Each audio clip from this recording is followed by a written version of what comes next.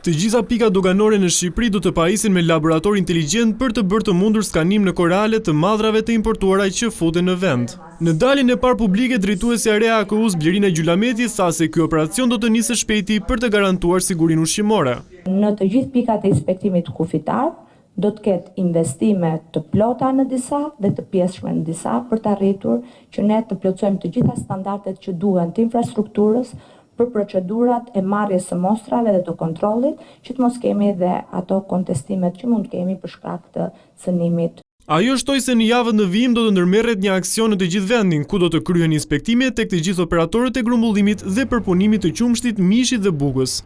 Së pari me atë që do duhet kishim nisur këto ditë do të nisim, që është një plan inspektimi në të gjithë Shqipërinë për të arritur që për sektorin e miellit, produkteve të bukës, të pastiqerive,